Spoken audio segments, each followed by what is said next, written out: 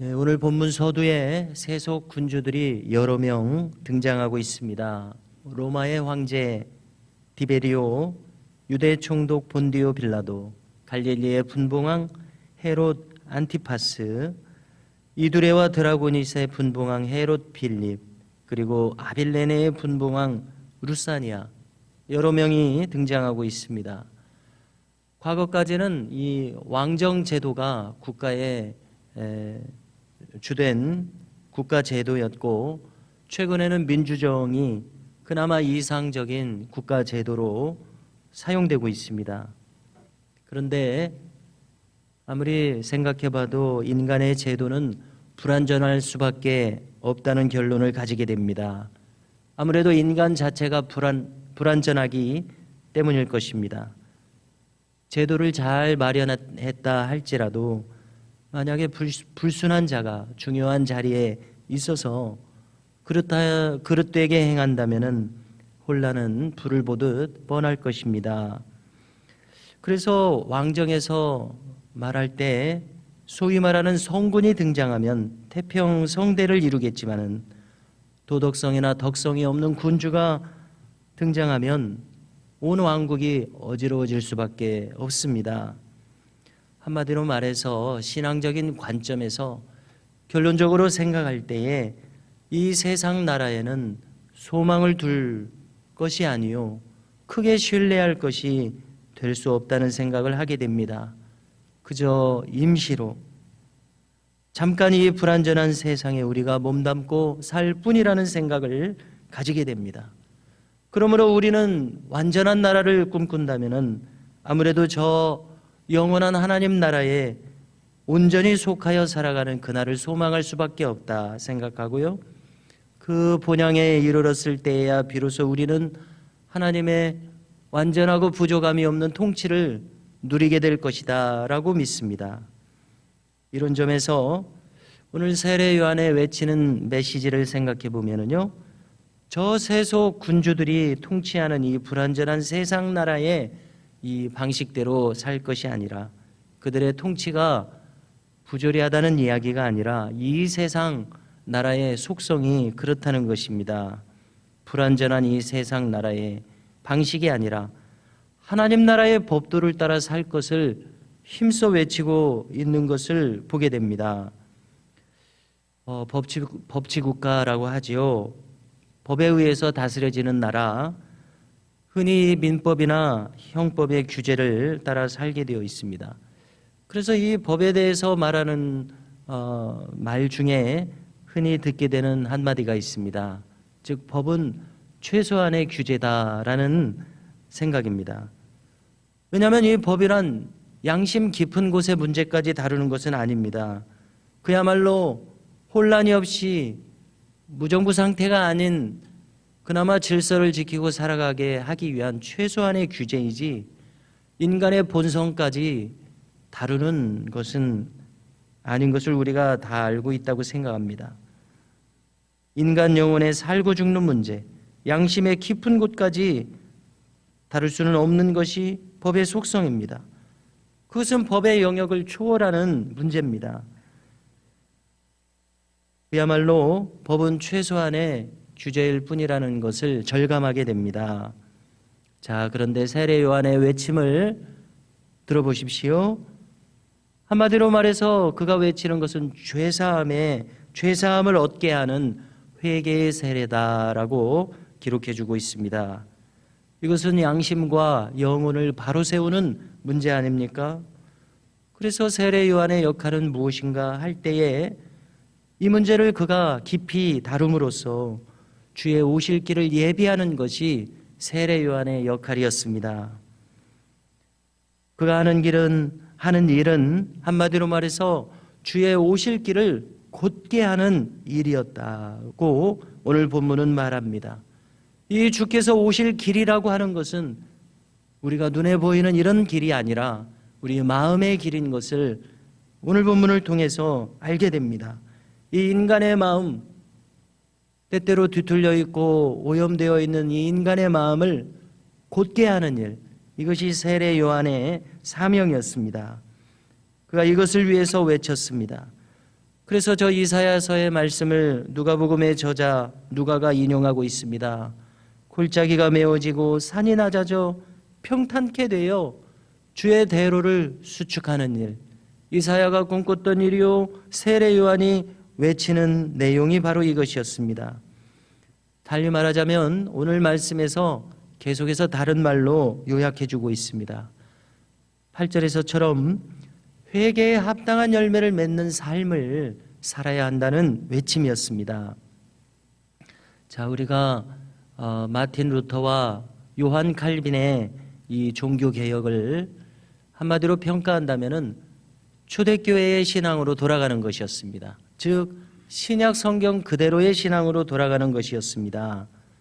그래서 루터가 만들어낸 것이 아니라 바울을 재발견하고 어거스틴을 재발견하고 신약 성경을 재발견한 핵심적인 교리가 이신칭의의 교리 아닙니까? 무슨 뜻입니까?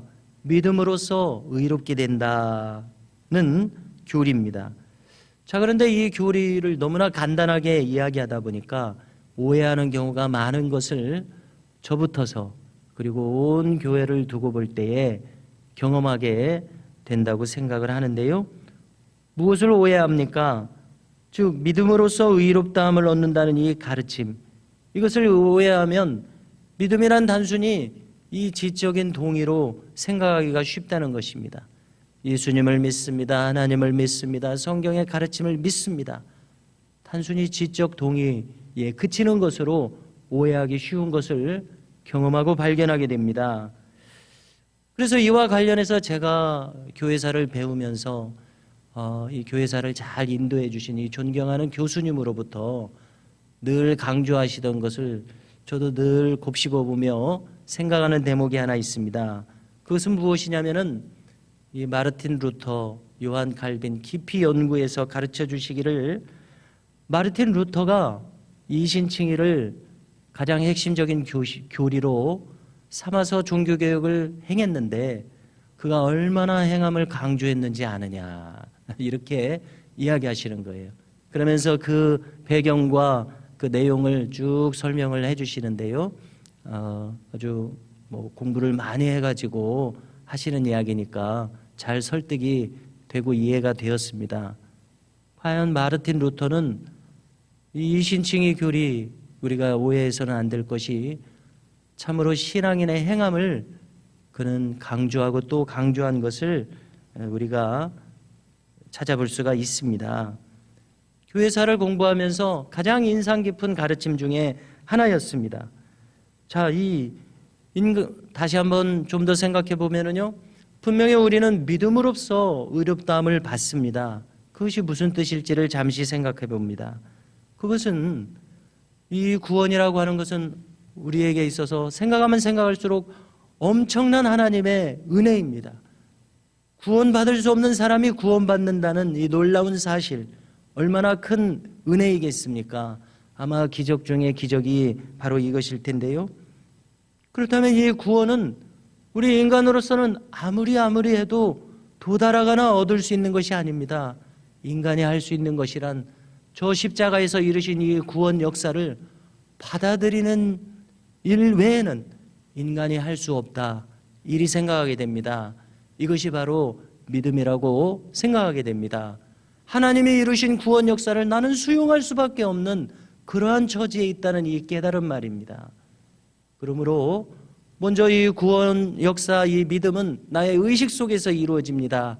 그러나 여기에서 그쳐서는 아니 되고 오늘 세례 요한이 외치는 것처럼 내가 이 믿음으로 동의한 나의 의식으로 하나님의 뜻에 부합한 사람이 되리라는 이 나의 의식의 동의가 삶에서도 이어져야 한다는 것입니다. 그 믿음에 부합한 행위가 마땅히 이어져야 한다는 것이 세례 요한의 외침의 요약입니다. 그래서 달리 말해서 좋은 열매 맺는 좋은 나무가 되어야 한다, 이렇게 강조하고 있고요. 이것은 우리가 산상수훈 마지막 결론 부분에서 주님이 말씀하시는 산상수훈 전체의 결론과도 같은 메시지입니다. 주님이 무엇이라고 말씀하셨습니까? 좋은 나무라야 당연히 좋은 열매를 맺는다. 나쁜 열매를 맺는다면 그가 나쁜 나무이기 때문이다. 이것이 결론 아니었었습니까? 자, 이제 구체적인 메시지가 주어지는데요. 많이 가진 자가 있습니다. 그러면은 없는 자에게 나누어 주라는 것입니다. 이 나누어 주는 마음 말입니다. 그래서 호혜라고 하지 않습니까? 상호, 상대방과 내가 함께 좋은 것입니다.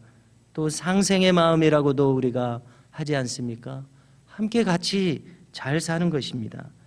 그러므로 참 신자라고 한다면은 국가의 정책이 어떤 정책이 있다고 할 때에 권력을 가진 사람, 부를 독점한 사람, 이런 사람들을 위주로 한 정책에 찬동하기는 어렵지 않겠나 이렇게 생각합니다.